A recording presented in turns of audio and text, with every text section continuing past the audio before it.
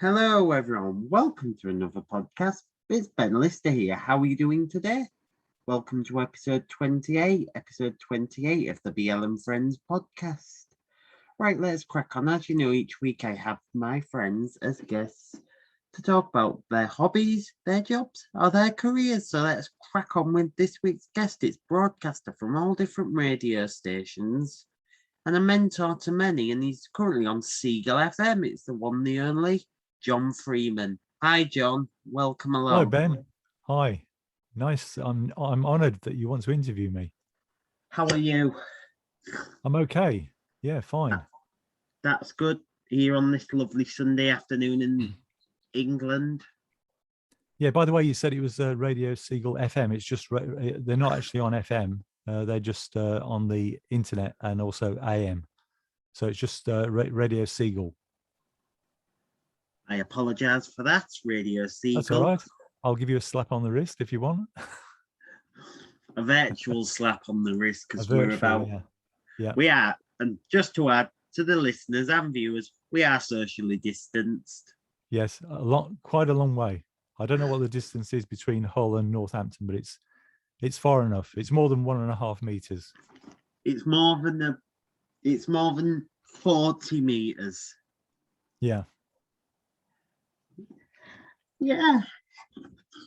And long way away from each other. We have to go through South Yorkshire and North Derbyshire to get to you. Yeah. But you're in a nice part of the world. Yeah, it's a lovely part of the world. And it's very easy to nip over to Belgium from there. I love Belgium, but because of the COVID restrictions, I won't be going there very often, unfortunately. When was the last time you went to Belgium? Gosh, it was not last Christmas, the Christmas before, to stock up with Belgian booze. So it's been a long time. Do you go for the Belgian chocolates as well? I usually buy some of those, but not as much as I do bottles of beer. But the chocolate is nice as well. But if I had to make a choice, I'd go for the beer, especially the Trappist ones. Nice. Are you on radio this year then? Yep. Started back in May of this year on Radio Seagull. That'll allude to question one, so we'll hit it with question one. Whoa, wait for question one. Where did you start your broadcast career? Do you want the honest answer? The honest answer, yeah. Right. It was around about 1974 in my bedroom. What happened was I bought a kit to make a low-powered FM transmitter from a kit because I was into electronics and I got my own soldering iron, etc.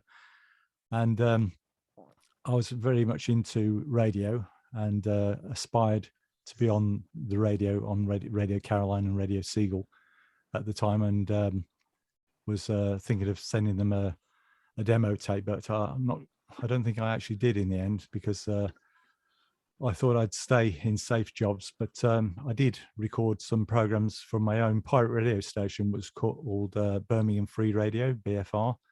Only did a few broadcasts from my bedroom, but it led on to later things. I moved into legal hospital radio in Margate and also in Birmingham a few years later in 1977. Also went into university radio in Birmingham from 1981. And from that same year, I got into land-based pirate radio on shortwave and FM. Some of that was from Birmingham again, because I was living in Birmingham at the time. And of course, the shortwave one was worldwide. And also ran my own mobile disco in Birmingham, and then I moved to Mid Wales and continued to do it there. So that's where I started in my bedroom. But I didn't, as I say, I didn't do many broadcasts because I was actually more scared of my mum finding out because this was in my parents' house. I was more scared about my mum finding out and giving me a good slap in rather than being caught by the GPO. Yeah. Yeah. Yeah. So yeah, that's where I started. It only had one turntable, a cheap cassette recorder. Wasn't a particularly good one to start off with. In fact, I've still got the recordings, and they don't sound particularly good quality. But I did go on to producing much better quality a few years later. And as I said, I did the hospital radio in Margate. I did a monthly show by tape, and I was living in Birmingham at the time and did live programs at a Birmingham hospital. Brilliant. Yeah. Question 2. Who were your inspirations in broadcasting when you were starting out?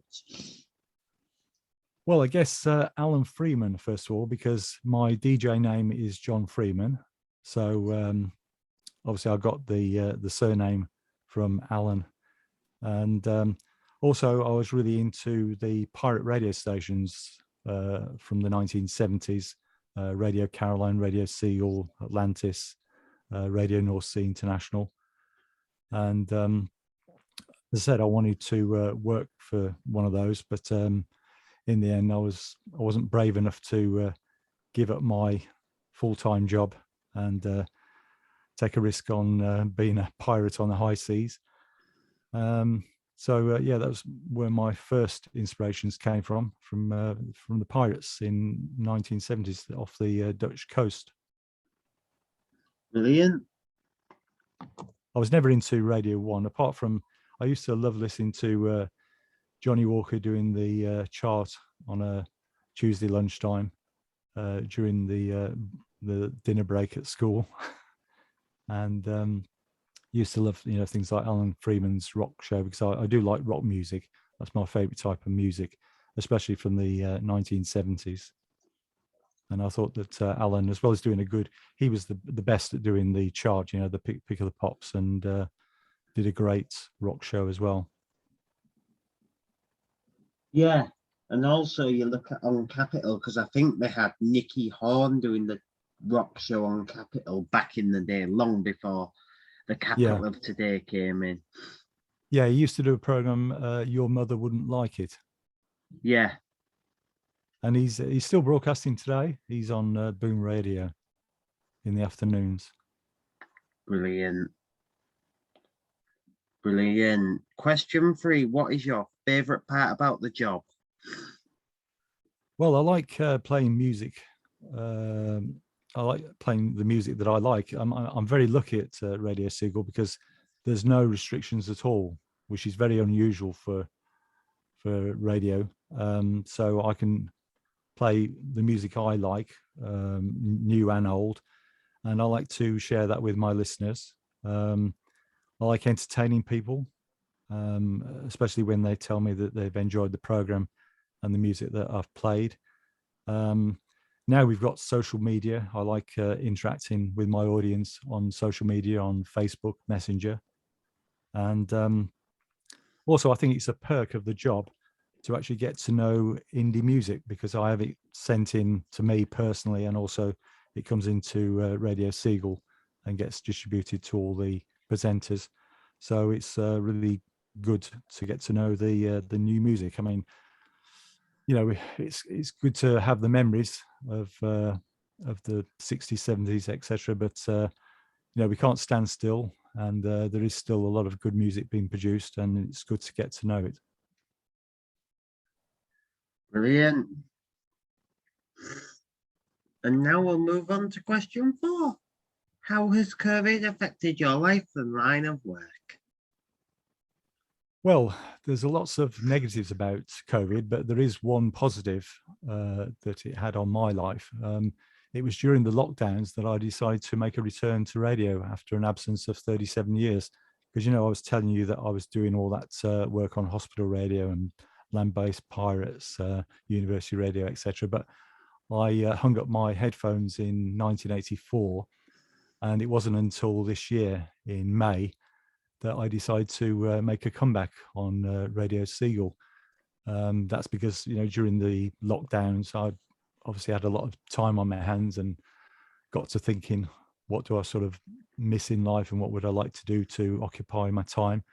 So I decided to invest in some modern technology, because radio's moved on over the years and now it's all digital. So I've got myself a digital mixer with a USB input and output, and got all the software for the laptop to be able to do playlists and record my programs digitally in MP3 format. So that was a positive from COVID. There's been lots of negatives, as I said. I lost a family member. My father-in-law died of COVID in April 2020 rather, not 2000. We didn't even have COVID in 2020. That was at the start of the pandemic. And also we've lost a lot of our life over the last 2 years, haven't we, with all the restrictions we've had imposed by the government, and that's time that we'll never get back. So there's definitely more negatives than there is positives. Because I do my program from home, because I've got my own studio, COVID hasn't really affected that. Although my normal job, which is as a quality consultant, that has been affected, and I have to do some of my work remotely from home. Well, certainly had to during the shutdowns when we weren't allowed to travel unless it was essential. But I've actually since decided to retire now because of COVID and the risks involved. So I'm just going to do my part-time job on the radio now. Brilliant. And now we'll move on to the last question on the list, question 5. What advice would you give to young, aspiring broadcasters who are starting out? Well, the first thing I'd do is check out what hospital and community radio stations are operating in your local area. And then obviously, you know, if there are some, and I'm sure there will be, volunteer to work for them, even if it's to start off with making the tea, or, you know, helping sort out the record library or tagging MP3s or whatever. You know, give them off-air support, and then once you've got your foot in the door, providing you've got a personality and the talent required, you can progress to getting on air. And then once you've got experience, you can try and get a program on one of the many internet radio stations and take it from there. You might even get a job then on the BBC or local radio. Yeah, there's a lot more opportunities, I think, now to when I was starting out, because most people just got their experience from going on to either pirate radio or hospital radio. But now there's so much more. You've got community radio. And say you've got all these.